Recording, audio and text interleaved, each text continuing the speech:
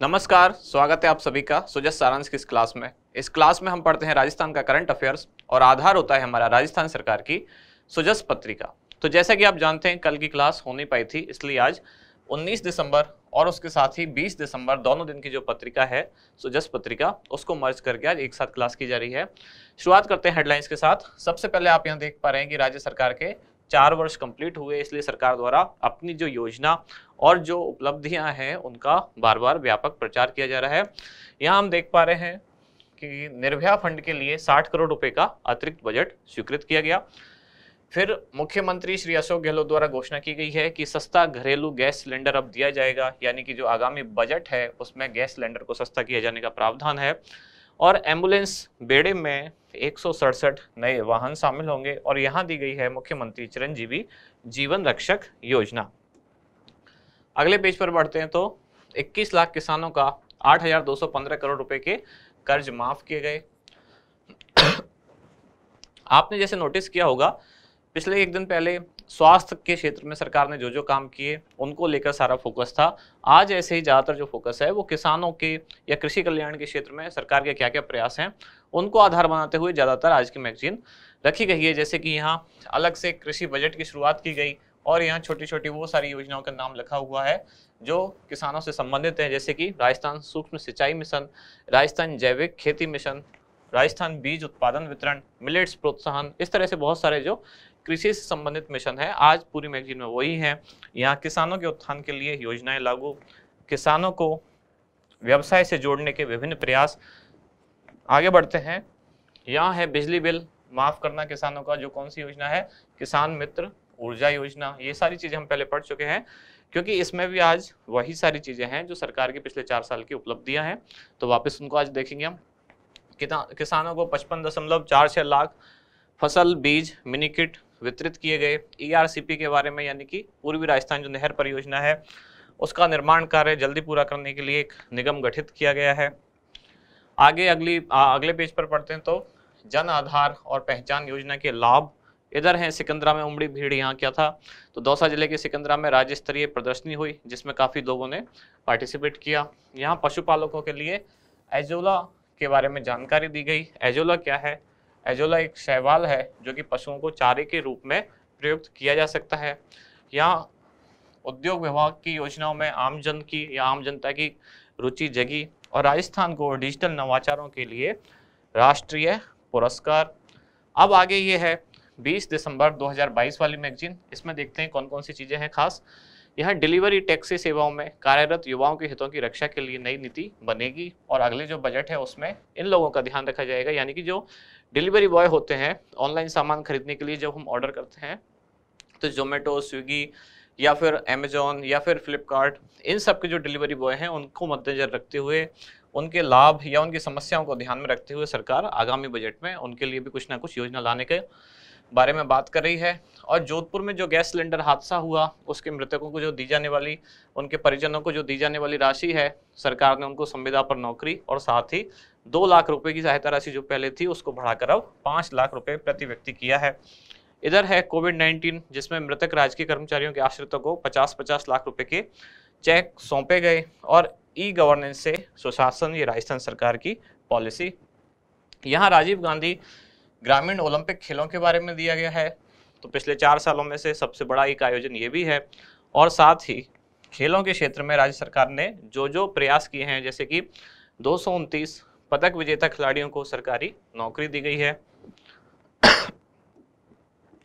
अगले पेज पर यहाँ दिया गया है कि प्रदेश में खिलाड़ियों को 5 करोड़ रुपए तक की सहायता। ओलंपिक खेल में पहले कितनी राशि दी जाती थी, अब कितनी कर दी गई है। एशियाई और कॉमनवेल्थ गेम्स में कितनी राशि पहले थी, अब कितनी कर दी गई है। तो आज की सारी जानकारियाँ मेनली इन्हीं चीज़ों पे फोकस है। राजस्थान भर में आधारभूत खेल सुविधाओं का विस्तार हुआ, तो कहाँ कहाँ स्टेडियम बनाए गए, जैसे कि राज्य सरकार की योजना थी बजट 2021-22 की, कौन सी, मेजर ध्यानचंद स्टेडियम योजना, तो हर ब्लॉक स्तर पर एक एक स्टेडियम बनाया जाएगा। इस तरह की जानकारी यहाँ है। फिर आगे है मुख्यमंत्री की संवेदना। तो आपको अगर पता होगा, अगर न्यूज़पेपर आप पढ़ते हैं तो 1971 के युद्ध के नायक जो थे भैरव सिंह जी, उनका अभी निधन हो गया, तो मुख्यमंत्री ने उनके लिए एक संवेदना व्यक्त की है। सुजस मैगजीन जो हम पढ़ रहे हैं, इसके द्वारा एक मोबाइल ऐप भी लॉन्च की गई है, उस पर भी बहुत सारी जानकारियां अवेलेबल हैं, तो आप चाहें तो सुजस मोबाइल ऐप भी डाउनलोड करके सारी जानकारियां देख सकते हैं। राज्यपाल श्री कलराज मिश्र ने सुखाड़िया विश्वविद्यालय के दीक्षांत समारोह में अध्यक्षता की और जो चूरू के देवेंद्र झाझड़िया जो जेवलिन थ्रोअर हैं, उनको मानद डी.लिट की उपाधि उनको दी। यहाँ कहा गया है गोवर्धन योजना को सफल बनाया जाएगा। और इधर जिला स्तरीय विकास प्रदर्शनी 22 दिसंबर को शुरू होगी। और यहाँ है पेयजल वितरण के लिए बीसलपुर पृथ्वीराज नगर परियोजना आगामी 5 माह में पूरी होगी। और लास्ट में है राज्य स्तरीय विकास प्रदर्शनी बुधवार तक।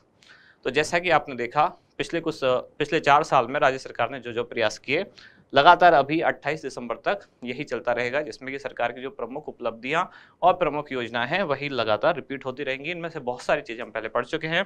अब देखते हैं आज का इंडेक्स हमारा क्या रहने वाला है। तो हर दिन हम 4 से 5 योजनाएं या खास जो चीज़ें हैं वही हम इंक्लूड करते हैं। आज है मुख्यमंत्री चिरंजीवी जीवन रक्षा योजना, फिर है मुख्यमंत्री किसान मित्र ऊर्जा योजना, फिर सौर कृषि आजीविका योजना, और प्रदेश में खिलाड़ियों को मिलने वाली पुरस्कार राशि अब कितनी कर दी गई है, इस पर आज के बारे में बात करेंगे। चिरंजीवी जीवन रक्षा सबसे पहले दी हुई थी फ्रंट पेज पर। ये दोनों योजना इसलिए शामिल की क्योंकि किसानों की बहुत सारी योजनाएं आज मैगजीन में थी, और लास्ट में खिलाड़ियों और खेल से संबंधित कुछ जानकारी थी, इसलिए हमने चौथे ऑप्शन को भी, यानी कि प्रदेश में खिलाड़ियों को मिलने वाली जो पुरस्कार राशि है उसको भी इसमें शामिल किया है। शुरुआत करते हैं सबसे पहले मुख्यमंत्री चिरंजीवी जीवन रक्षा योजना। तो चिरंजीवी नाम के बाद मैं बार बार कहता हूँ आपसे आगे जरूर पढ़ना है। चिरंजीवी के बाद क्या लिखा हुआ है, जीवन रक्षा या दुर्घटना बीमा या फिर स्वास्थ्य बीमा, या लिखा हुआ है जीवन रक्षा योजना, जिसकी घोषणा कब की गई थी, राज्य सरकार के बजट 2021-22 में। योजना कब से शुरू हुई, तो ट्रायल रन योजना का प्रारंभ किया गया था 22 जून 2022 से, और योजना लॉन्च की गई पूरे प्रदेश में 6 सितंबर 2022 से। कौन से विभाग द्वारा इसका क्रियान्वयन किया जाएगा, तो चिकित्सा एवं स्वास्थ्य विभाग, राजस्थान सरकार। आगे देखते हैं उद्देश्य क्या है। तो सड़क दुर्घटना में कोई भी घायल व्यक्ति है उसकी जीवन रक्षा करना इस योजना का उद्देश्य है।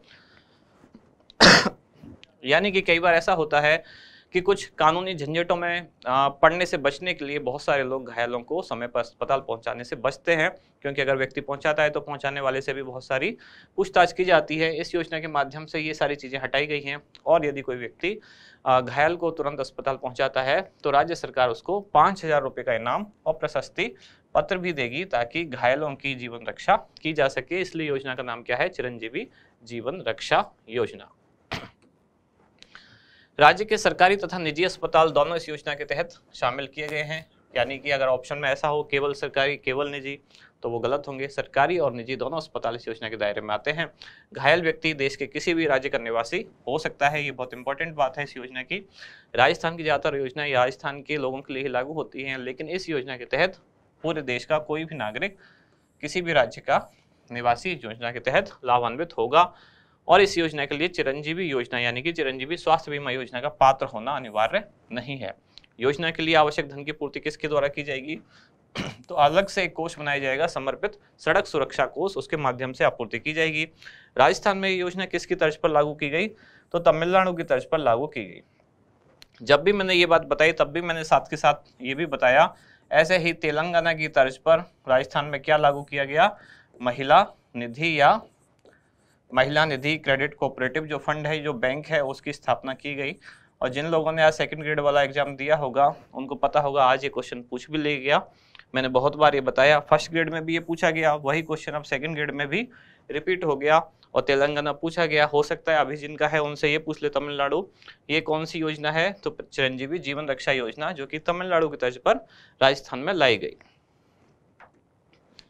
आगे मुख्यमंत्री किसान मित्र ऊर्जा योजना, जिसका शुभारंभ कब हुआ, तो 17 जुलाई 2021 से योजना प्रारंभ हुई, परंतु इनका लाभ कब से मिलना शुरू हो गया था, तो मई 2021 का जो बिलिंग माह है उस माह से योजना का लाभ मिलना प्रारंभ हुआ। उद्देश्य क्या है, किसानों की आय बढ़ाना तथा बिजली खर्चे की चिंता से उन्हें मुक्त करना। सीधी सी बात है, किसानों का जो बिजली का बिल है उसमें इनको कमी लाना, यानी कि किसानों की सहायता कैसे करेगी सरकार, किसानों के मित्र कैसे होगी, उनका जो बिजली का बिल है उसमें कमी लाके। लाभार्थी कौन होंगे इसके, तो राज्य के सामान्य श्रेणी के ग्रामीण मीटर तथा फ्लैट रेट श्रेणी के सभी कृषि उपभोक्ता इस योजना के लाभार्थी होंगे। देय लाभ क्या है, तो योजना के तहत प्रति माह 1,000 रुपये और अधिकतम कितना, तो 12,000 रुपये दिए जा सकते हैं। और ये भी कैसे होंगे, समायोजन के माध्यम से, यानी कि एडजस्ट किए जा सकते हैं। अगर एक महीने 1,000 से कम कुछ आता है और अगले महीने 1,000 से ज़्यादा कुछ आता है, तो उस एक महीने में एक महीने में जो कम रहा बिल उसको एडजस्ट करके अगले महीने में जोड़ा जा सकता है, लेकिन अधिकतम एक साल का 12,000 रुपये से ज़्यादा नहीं होना चाहिए। अगली योजना है सौर कृषि आजीविका योजना, जिसकी घोषणा कब की गई, 30 सितंबर 2022 को। प्रारंभ कब से हुई, 17 अक्टूबर 2022 को, यानी कि इस दिन इसका पोर्टल लॉन्च कर दिया गया। इसीलिए इस दिन से मानी जाती है कि इस दिन योजना शुरू की गई, जबकि घोषणा कर दी गई कि 30 सितंबर 2022 को योजना प्रारंभ होगी।